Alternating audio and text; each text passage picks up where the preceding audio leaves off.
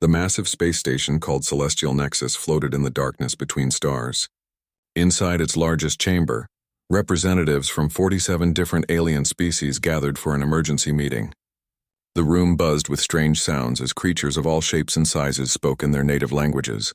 Some had scales, others had fur, and a few existed as clouds of glowing gas contained in special suits. They all shared one thing in common. They were here to discuss humanity. Admiral Tay sat alone in his small office on Luna Base, staring at the message that had just arrived. The holographic display floated in front of him, showing the seal of the Galactic Federation Council. He read the words 3 times to make sure he understood correctly. The Federation was giving Earth 72 hours to surrender all military forces. If humanity refused, every human world would be destroyed. Tay was 53 years old and had spent 30 years in Earth's defense fleet. He had gray hair at his temples and tired eyes that had seen too many difficult decisions. His office walls displayed pictures of Earth, Mars, and the 12 colony worlds that humans now called home. He wondered if these places would still exist in 3 days. "Sir, Captain Yuna is here," his assistant said through the intercom. "Send her in." The door slid open, and Captain Yuna entered. She was younger than Tay, maybe 35, with sharp eyes that missed nothing. She carried a data tablet filled with intelligence reports. Her face was serious as she approached his desk. "Have you seen the fleet composition?" Yuna asked, not bothering with small talk. She knew Tay preferred direct conversation. "Show me," Tay replied. Yuna activated her tablet and projected the data into the air. A 3-dimensional map appeared, showing the area beyond Earth's solar system. Red dots represented enemy ships. There were thousands of them. Tay counted quickly and stopped at 10,000. There were more beyond that. "They're calling it the Grand Armada," Yuna explained. Every major species in the Federation contributed ships. The Vreth Collective sent their entire battle fleet. Even the peaceful Luminar species sent support vessels. "They're serious about this, Admiral." Tay leaned back in his chair. "What's their stated reason?" "The official message says we're expanding too aggressively. They claim our colonies are encroaching on Federation space, but the real reason is in the classified section." Yuna tapped her tablet and another document appeared.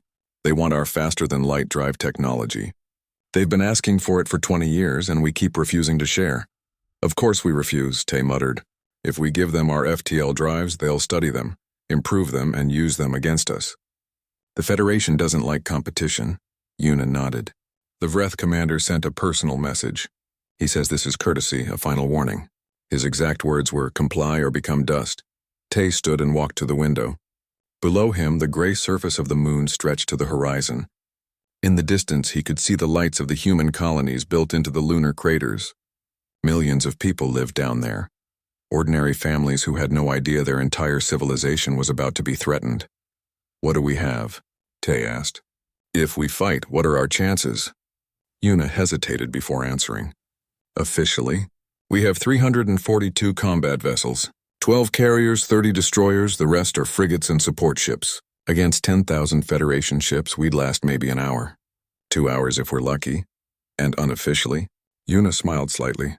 "That depends on whether Project Dark Veil actually works." Tay turned from the window. "Get me a secure line to President Hana. Highest encryption." While Yuna set up the communication, Tay thought about Dark Veil. It was the most classified project in human history. For 50 years, Earth's best scientists had been working on something that most people thought was impossible. Even Tay didn't understand all the science behind it. He only knew what it was supposed to do, and the idea terrified him as much as it gave him hope. The holographic display changed, showing President Hana's face. She was in her office on Earth, surrounded by security staff and advisors. She looked as tired as Tay felt. "Admiral," Hana said, "I assume you've received the Federation's ultimatum." "Yes, ma'am. I need to know if we're going to comply." Hana was quiet for a moment. Behind her, Tay could see other officials arguing in whispered voices. Finally, she spoke. "I've spent the last 6 hours in meetings with the United Earth Assembly. Some want to surrender. They say fighting is suicide. Others want to activate Dark Veil immediately and show the Federation what we're capable of." "What do you want to do?" Tay asked. "I want to protect our people," Hana replied. "The question is how. Dr. Junho says the technology is ready, but it's never been tested at this scale. If something goes wrong, we could lose everything anyway. Tay knew Dr. Junho by reputation only. The scientist was brilliant but reclusive, spending most of his time in underground facilities studying things that existed at the edge of human understanding. If Junho said Dark Veil was ready, it probably was. Probably. Ma'am, if we surrender, the Federation will take control of Earth, Tay said. They'll put their people in charge of our government, our military, our colonies. We'll become just another protectorate, another subject species. Within 100 years, human culture will disappear. We'll be absorbed into their system. I know, Hana said quietly. I've studied what happened to the other species that surrendered. The Federation is efficient at erasing identities. Then we have to fight, Yuna added, stepping into view of the camera. We have to show them that Earth isn't weak. President Hana looked at both of them.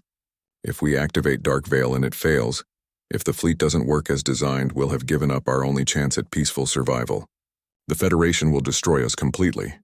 And if we don't activate it, Tay said, we definitely lose. At least this way we have a chance. The silence stretched for several seconds. Somewhere on Earth, Tay knew, ordinary people were going about their lives.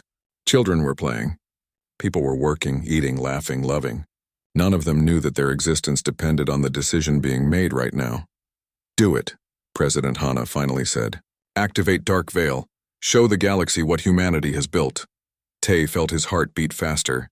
This was it. Everything they had prepared for, everything they had built in secret was about to be revealed. He looked at Yuna, who nodded once. Understood, ma'am, Tay said. Initiating activation sequence now. He ended the call and turned to Yuna. Send the signal to all Dark Veil facilities. Use the Omega encryption. Authorization code Tay-Alpha 770. Yuna's fingers moved across her tablet. A moment later, a confirmation message appeared. The signal was sent. From Mercury to the Oort cloud, from hidden bases on asteroids to secret facilities buried under the surface of Mars, the message was received. Across the solar system, thousands of people who had worked in absolute secrecy for decades began their final preparations. Admiral Tay sat down at his desk and pulled up a countdown timer. 72 hours until the Federation expected Earth's surrender. But Earth wasn't going to surrender. Instead, they were going to reveal something that would change the galaxy forever. He typed 3 words into the communication system and sent them to every military facility in human space. Veil is lifted. The countdown began. The Vreth commander stood on the bridge of his flagship, watching the displays with satisfaction. His name was difficult for humans to pronounce, so Earth's intelligence services simply called him Commander Stone in their reports. He was made of living silicon, his body crystalline and nearly indestructible. He had commanded fleets for 300 years and never lost a battle. Distance to human defensive perimeter? Stone asked his navigation officer. 200,000 kilometers, Commander. We will cross the boundary in 15 minutes. Stone looked at the tactical display. The human fleet was visible on the sensors, exactly where intelligence said it would be. 342 ships arranged in a defensive formation near Earth's moon. It was almost sad. The humans were brave, he would give them that. Brave but foolish. Open a channel to the human command, Stone ordered. The communication officer worked quickly. A moment later, Admiral Tay's face appeared on the main screen. The human looked calm, almost relaxed. Stone had expected to see fear. This is your final opportunity, Stone said through the translator. Surrender your fleet and accept Federation oversight. This is your last chance to avoid destruction. Tay looked directly at the camera. Negative, just one word. Stone felt something close to respect. This human admiral was going to fight even though he knew he would lose. There was honor in that, even if it was pointless. Then you leave us no choice, Stone said. May your deaths be quick. He closed the channel and turned to his weapons officer. All ships advance to attack position. Prepare to, the ship's alarm suddenly screamed. Every console on the bridge lit up with warning signals. The lights flickered. Stone grabbed a support rail as the entire massive ship shook. What's happening? He demanded. Sir, energy readings are spiking across all spectrums, the science officer shouted. I'm detecting massive gravitational distortions throughout the entire solar system. Impossible, Stone said. Nothing can generate that much energy without being detected. Sir, our sensors are failing. Another officer called out. I'm getting readings of matter that shouldn't exist. The main view screen changed, showing the space in front of the fleet. At first, Stone thought his eyes were broken. The darkness of space was rippling like water. Waves of something invisible moved through the vacuum, creating distortions that his mind couldn't process. Then they appeared. Ships materialized from nothing. One moment there was empty space, and the next moment there was a massive warship. Then another. Then 10 more. Then hundreds. Thousands. They kept coming, appearing from the darkness like ghosts becoming solid. Stone's crystalline body went cold. The ships were enormous, each one larger than his flagship. They were black, so perfectly black that they seemed to absorb light itself. No reflections, no engine glow, nothing. They looked like holes cut into reality. "Count them," Stone ordered, his voice barely steady. The tactical officer worked frantically. "Sir, I'm detecting. This can't be right. 15,000 ships. 20,000. Sir, they're still appearing. 30,000. 50,000. Stone couldn't speak. The tactical display looked like someone had spilled red paint across it. Every dot was a human ship. The Federation's grand armada of 10,000 vessels suddenly looked tiny. On the bridge of her ship, the invisible hand, Captain Yuna watched the reveal with satisfaction. She had commanded this vessel for 3 years, but this was the first time anyone outside of Earth's military had seen it. The ship was beautiful, constructed from artificially created dark matter that existed in a quantum state between reality and unreality. "All systems showing green," her engineering officer reported. "Dark matter containment stable. Energy output at optimal levels." "Good," Yuna said. "How many ships have fully phased into normal space?" 100,000 and counting, Captain. The rest of the fleet is standing by in dark matter form." 100,000. Yuna still couldn't believe they had built so many. For 50 years, in secret facilities scattered across the solar system, humanity had been constructing this fleet. Every ship existed in dark matter form, invisible to conventional sensors, impossible to detect. They had been hiding in plain sight the entire time, floating through space like ghosts. "Open a wideband channel," Yuna ordered. "Let's talk to our guests." Across the Federation fleet, every ship received the same transmission. Admiral Tay's face appeared on their screens. His voice was calm and measured, like a teacher explaining something simple to students. "You came here to conquer a species you thought was primitive," Tay said. "You believed we were weak because we were quiet. You forgot that sometimes the quietest civilizations are quiet for a reason." On Stone's flagship, the commander stared at the human admiral. His tactical officers were frantically trying to restore weapon systems, but nothing was working. Every weapon on every Federation ship had been remotely disabled. The humans had done it the moment their fleet appeared. "For 50 years we watched you," Tay continued. "We studied how the Federation treats species that show promise. We saw what happened to the Taurian Collective when they developed advanced AI. We saw what happened to the Meridian Union when they discovered zero-point energy. You isolated them. You gave them ultimatums, then you absorbed them. Their cultures disappeared, erased by the Federation's need for control." Stone wanted to argue, but he couldn't. Everything the humans said was true. The Federation's pattern was always the same. Identify threatening technology, demand it be shared, take control of the species, and slowly erase their identity until they became just another group of Federation citizens with no unique culture. "We refused to share our technology because we knew what you would do with it," Tay said. "We built this fleet in secret because we knew one day you would come for us. We existed in the shadows, waiting for the moment when we had no choice but to reveal ourselves. That moment is now." On the human ship, Captain Minho smiled as he listened to the Admiral's speech. Minho was young, only 28, but he commanded one of the most advanced ships in the fleet, the Soul's Vengeance. His vessel was special even among the dark matter ships. It could phase between realities with greater precision than any other. "Captain, shall we give them a demonstration?" his first officer asked. "The Admiral hasn't given the order yet," Minho replied. "But yes, prepare for partial phase. Let's show them what we can do." The Soul's Vengeance moved forward, approaching one of the Federation's largest dreadnoughts. The alien crew watched in horror as the black ship came closer. They fired every weapon they had, but the beams and missiles passed through the human vessel like it wasn't there. Minho gave the order. "Partial phase. Let's go for a walk." The Soul's Vengeance shifted its quantum state. Most of the ship remained in normal space, but parts of it phased into dark matter form.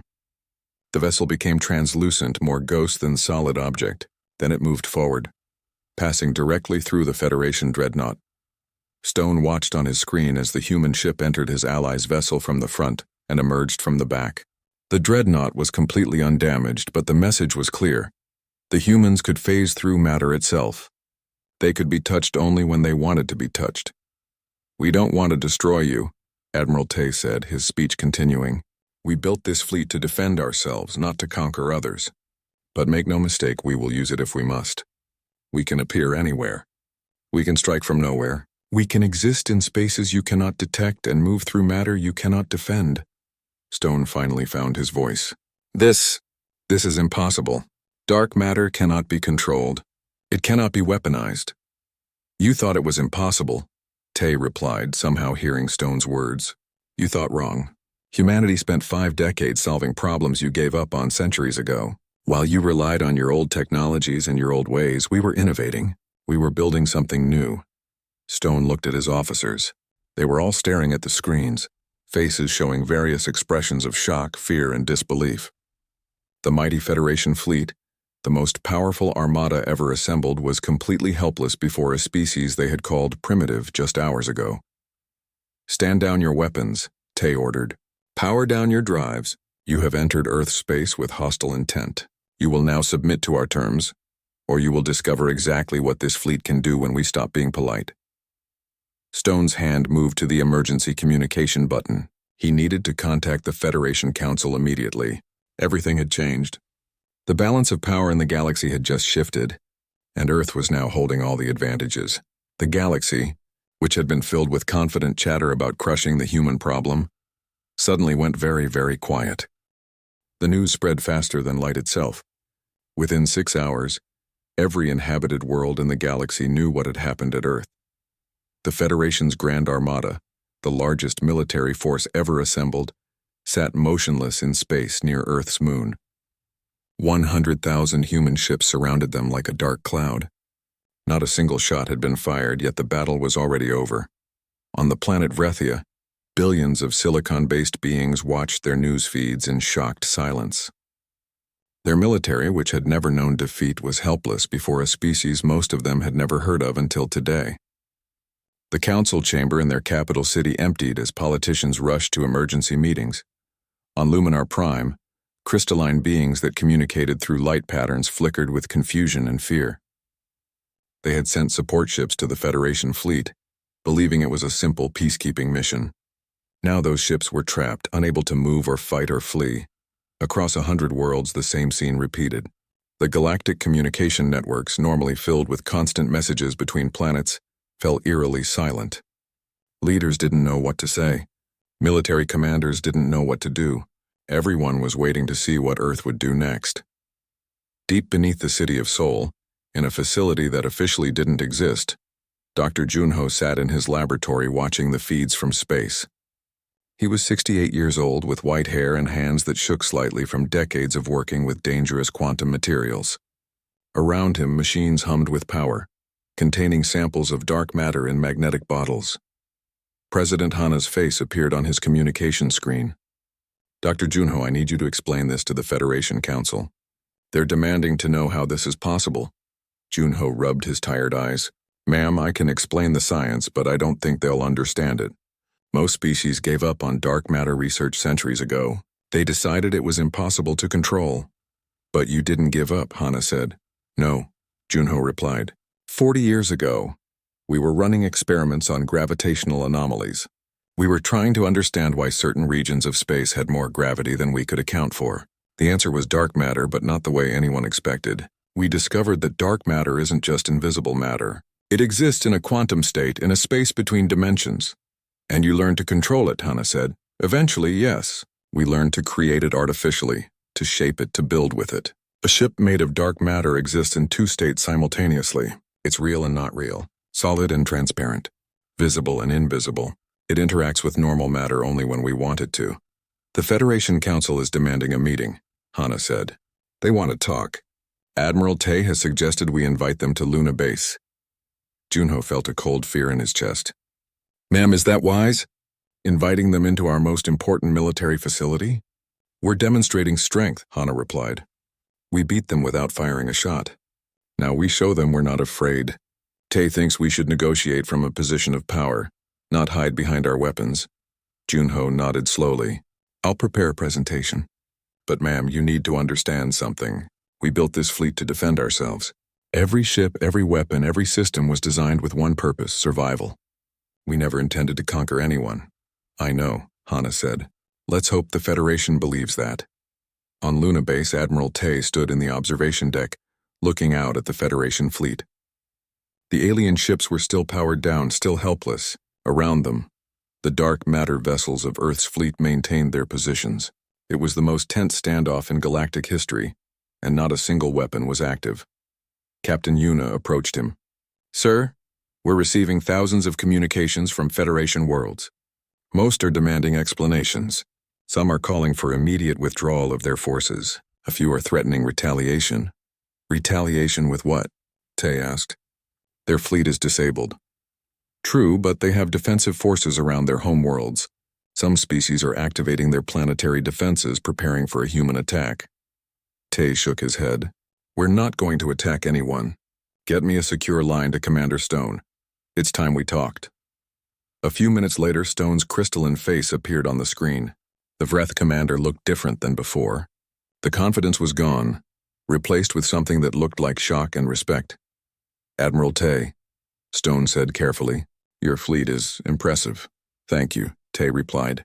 I want you to understand something, Commander. We could have revealed ourselves years ago. We could have attacked the Federation when you were unprepared. We didn't. We chose to remain hidden until you forced our hand. Why? Stone asked. With this kind of power, you could rule the galaxy. Because we don't want to rule the galaxy, Tay said. We want to be left alone. We want to build our colonies, raise our families, and explore space in peace.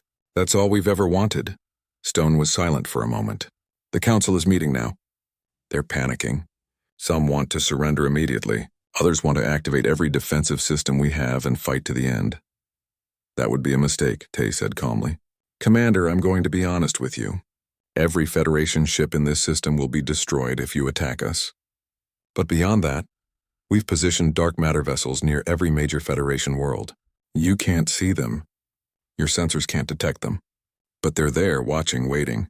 If the Federation attacks Earth or any human colony, those ships will reveal themselves, not to destroy your worlds, but to demonstrate that nowhere is safe from us. Stone's crystalline form seemed to dim. You're everywhere. We had 50 years to prepare, Tay said. We used that time well. Now I'm offering you a choice. You can continue this confrontation, which will end badly for everyone. Or you can agree to negotiate.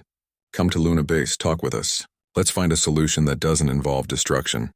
The Council will never agree to negotiation, Stone said. You've humiliated them in front of the entire galaxy. Then they're fools, Tay replied. Pride is a luxury that powerful beings can afford. But the Federation isn't as powerful as it thought. Right now you have a choice. Negotiate with us as equals, or watch your alliance collapse as species realize you can't protect them anymore. The communication ended. Tay turned to Yuna. Do you think they'll come? They have to, Yuna said. What other choice do they have? On Earth, in cities across the planet, humans watched the news with mixed emotions. Some were celebrating, proud that their species had demonstrated such strength. Others were frightened, worried that this would lead to war.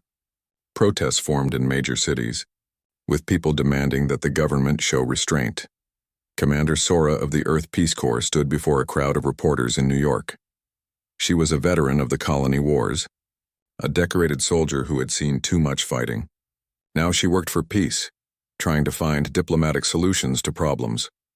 We built this fleet to defend ourselves, Sora told the cameras, but we must not become the thing we feared.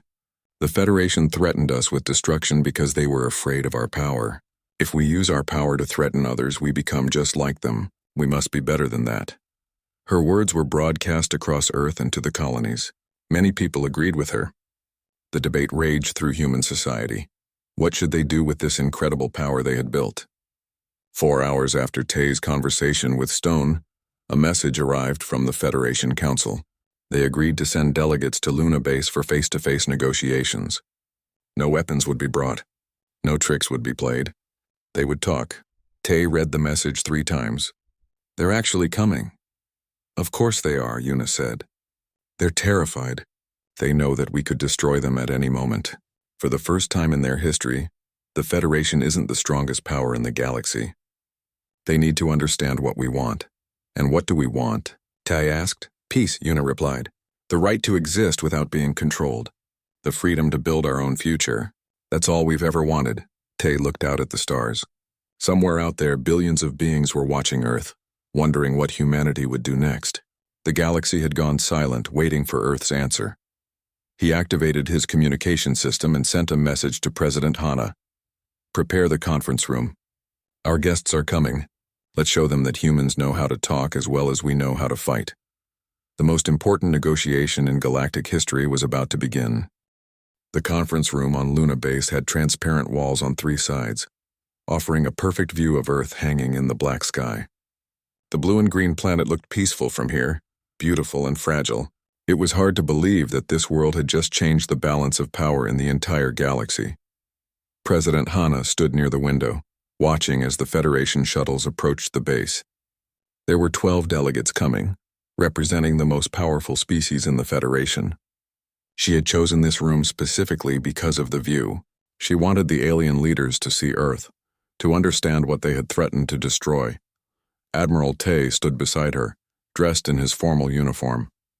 Captain Yuna was there too, along with Dr. Junho and Jin, Earth's intelligence chief.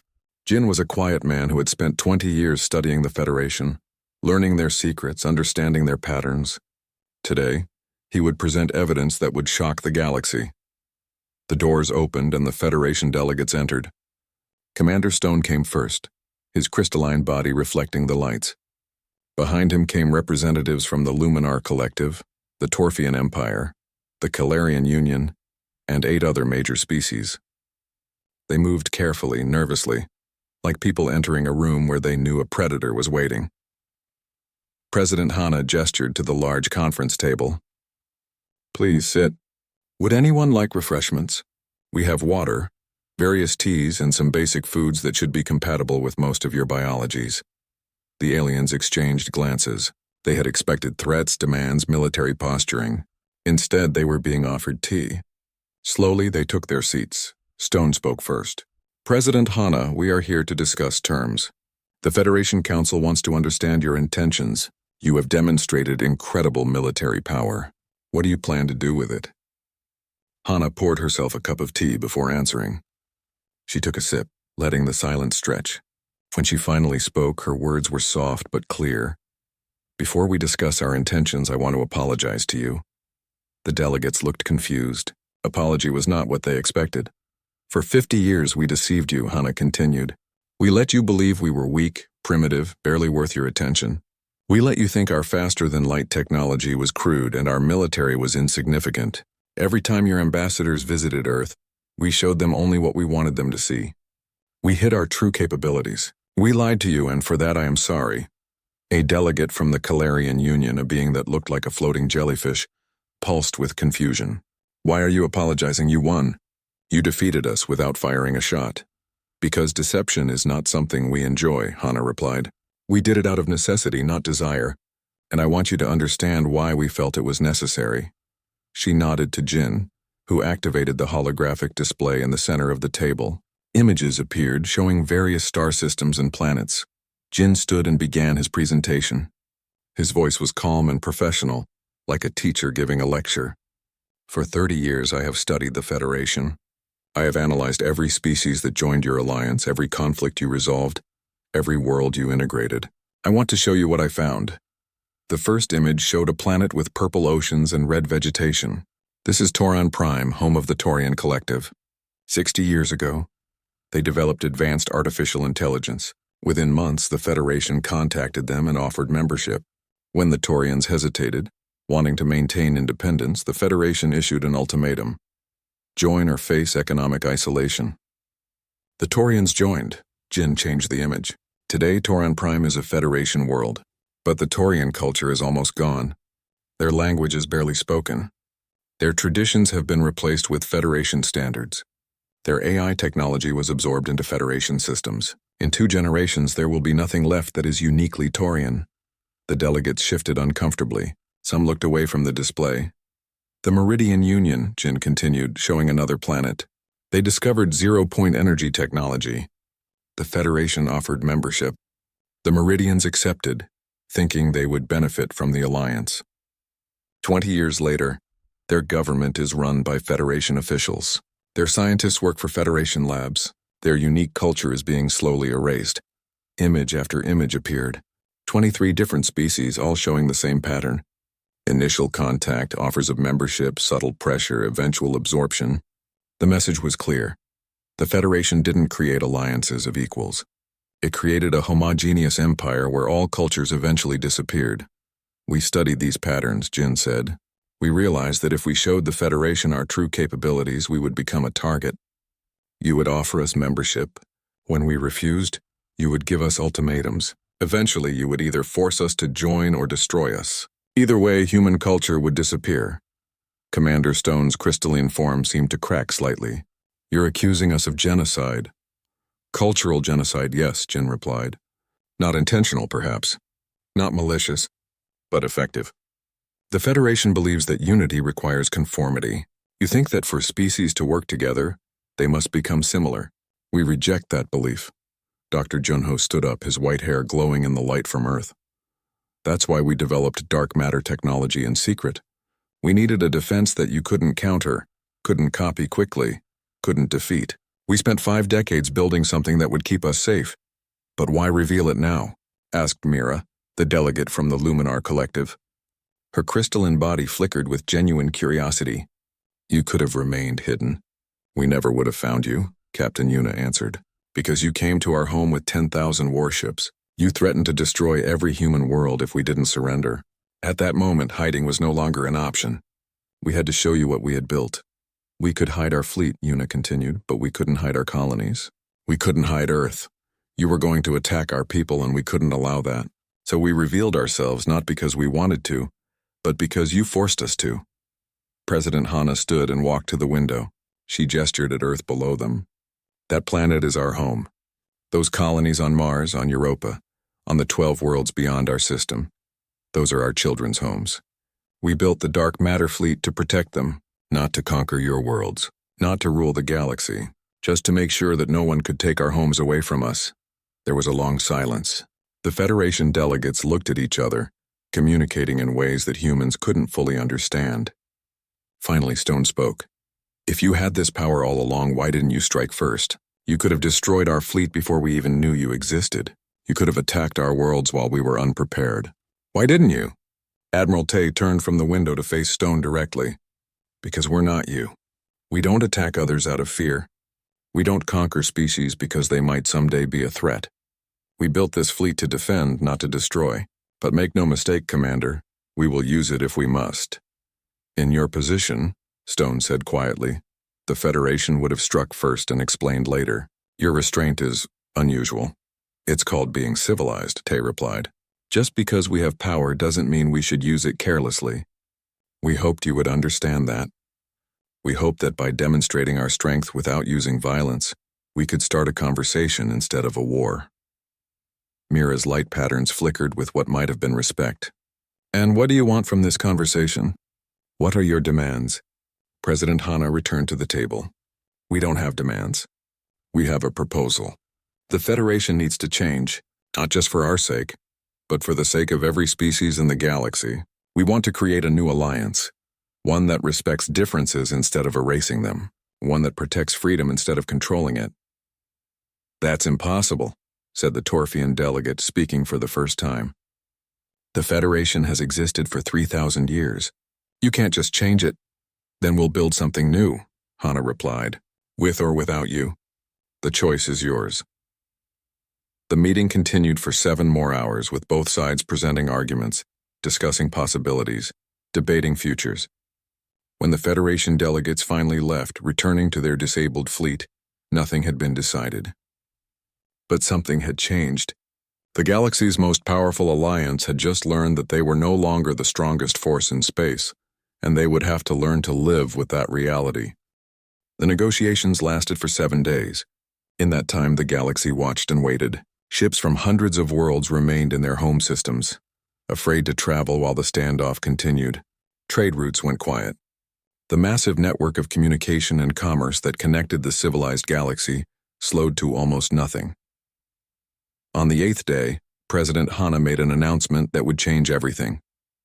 She stood in the United Nations building on Earth, speaking to cameras that broadcast her words to every inhabited world in the galaxy. For 7 days, we have negotiated with the Federation Council, Hana said.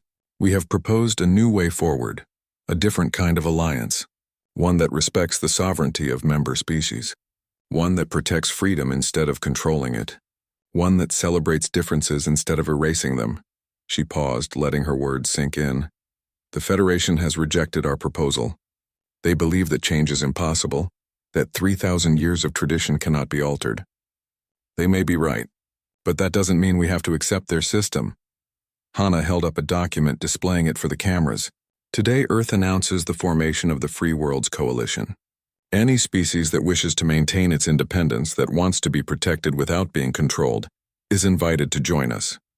We will share our technology with Coalition members.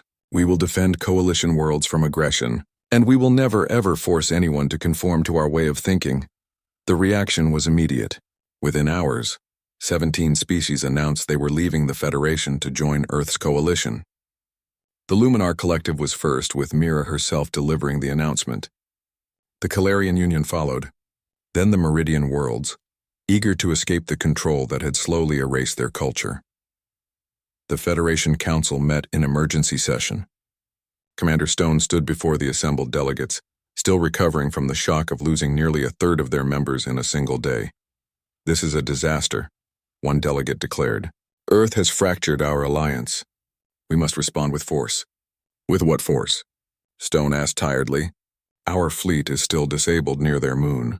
We have no way to attack them, and even if we did, they've demonstrated that they can appear anywhere, phase through our defenses, and strike without warning. Force is not an option. Then what do? Another delegate demanded. We adapt, Stone replied, or we die. Those are our only choices. Over the following month, 23 more species applied to join the Free Worlds Coalition. Some were small civilizations that had been absorbed into the Federation decades ago. Others were proud, ancient species that had always chafed under Federation control. All of them saw Earth's dark matter fleet as protection from the very alliance that had claimed to protect them. Admiral Tay watched this unfold from Luna Base. The Federation fleet had finally been allowed to leave Earth's system. Their weapon systems restored, but their pride shattered. Now he was overseeing something he never expected. Training programs for alien officers who wanted to learn how to operate dark matter vessels. Captain Yuna entered his office with a report. Sir, the first integrated training squadron is ready. We have pilots from 12 different species all learning to fly our ships. How's it going? Tay asked. Better than expected. Some species understand the quantum mechanics faster than we do. The Luminar pilots are especially gifted. Their light-based biology gives them an intuitive understanding of wave-particle duality. Tay smiled. Good. The more people who understand this technology, the better. We can't keep it secret forever, and I'd rather share it with allies than have enemies steal it. Speaking of enemies, Yuna said, her smile fading. Intelligence reports that several Federation species are trying to develop their own dark matter technology. The Vreth Collective has dedicated their entire research budget to it. Let them try, Tay replied.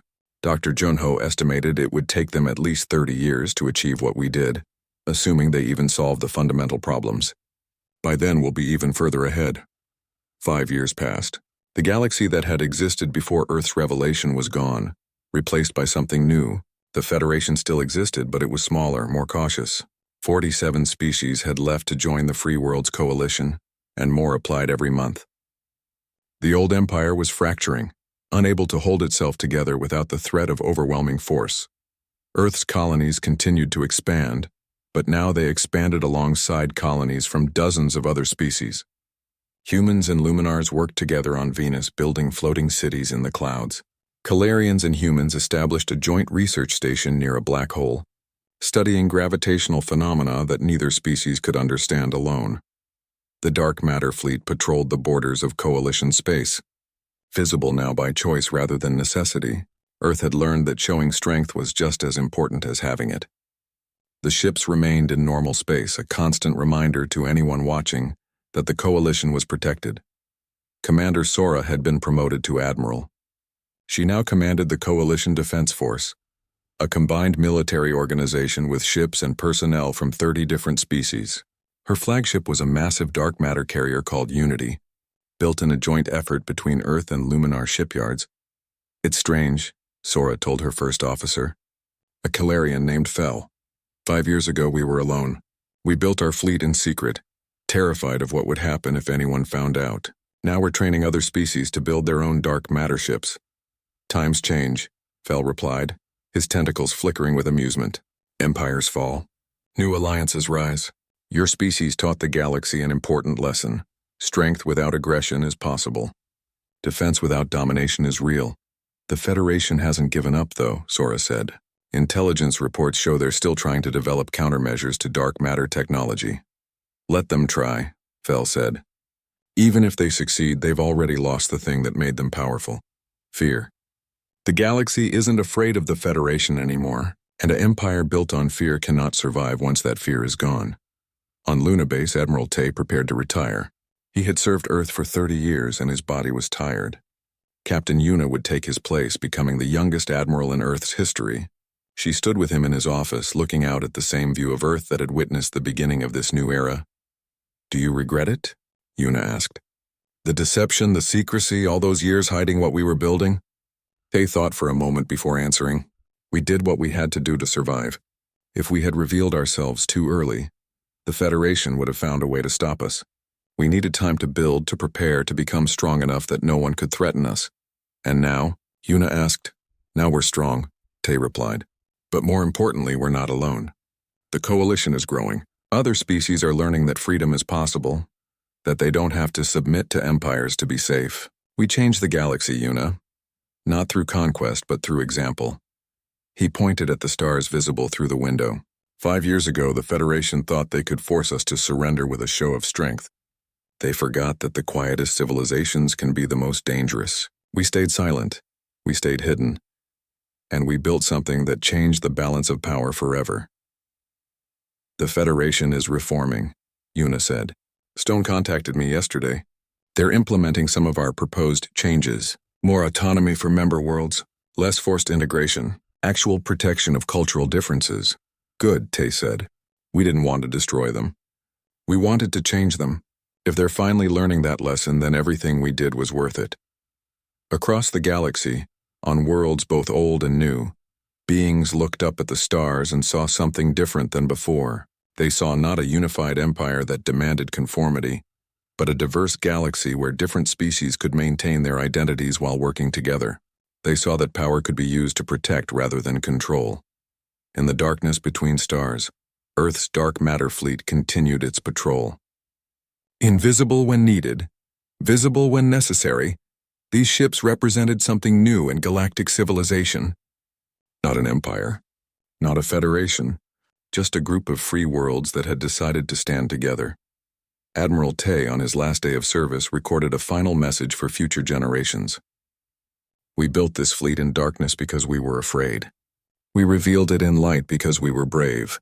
We shared it with others because we understood that true strength comes not from what you can take, but from what you can protect. Remember that. Remember why we built these ships and never forget the price of freedom." The galaxy had gone silent when Earth's dark matter armada appeared. Now it was filled with voices of species that had found their freedom, their identity, their power.